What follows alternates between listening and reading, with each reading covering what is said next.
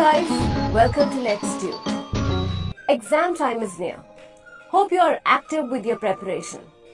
To add to that, here we are with yet another interesting session. Today we are going to address the most requested topic, that is social studies paper presentation. Learning social studies is fun and interesting as it includes incidences or events that are happening or have happened around us. It majorly covers the four components: history, geography, civics, and economics. Here is the unit-wise split. Please carefully look at the marks weightage.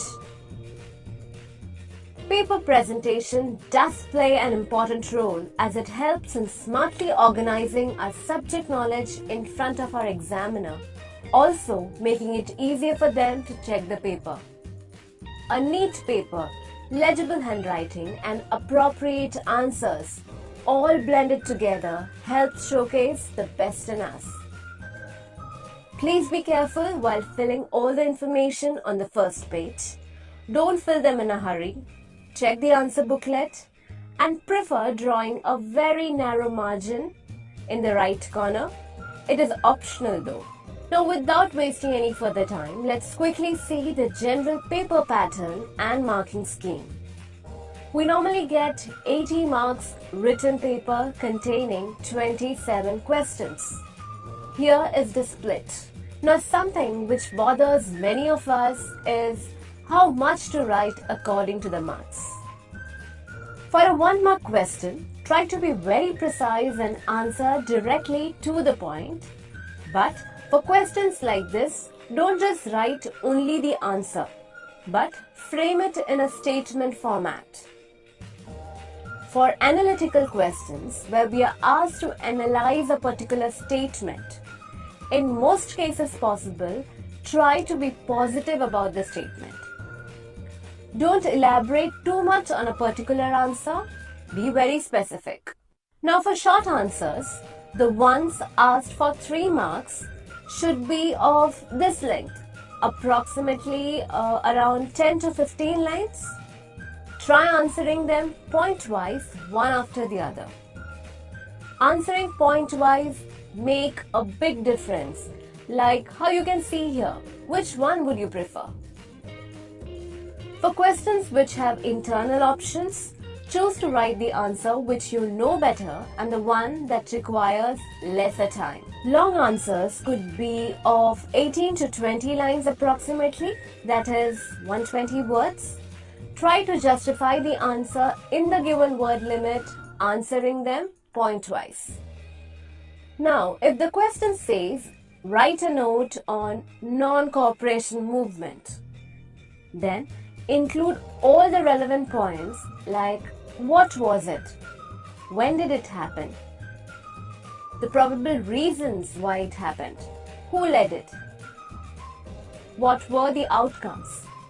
Try to include everything in short. Even while studying, do it in the same manner.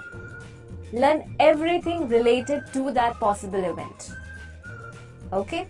If there are questions like difference between, then we have to write it this way in 2 different columns with their respective points of differences.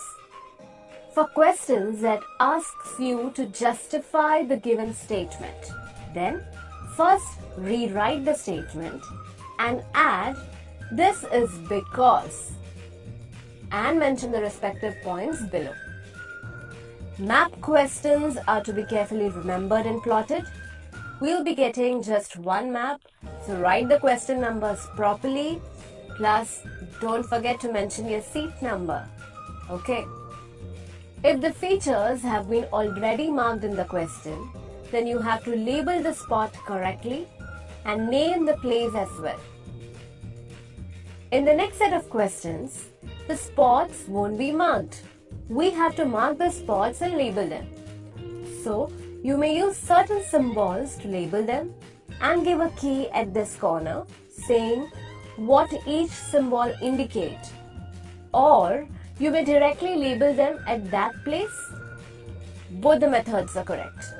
Friends, most students find these map questions difficult. what we would suggest you is to analyze all the previous year question papers irrespective of whether the paper pattern has changed. Learn to plot them. We have also given a few set of questions that could be probably asked for plotting. You may download it from the link given in the description. Again, while tying the map, don't tie it at the end, as there is a chance of it getting torn and misplaced. Just place it inside the book and tie it. These were some paper presentation tips. Now, while studying the subject, don't just learn answers by heart. Connect it with some events and try to learn them logically. Study one topic completely in a way you could answer any questions related to it. Even if you don't remember the answer word to word, please don't leave them unattempted. Frame it in your own words and write them. Try to form a story in mind so that it will be easy for you to relate and remember them. Be careful with the dates. Try to relate it with some personal events so that you can remember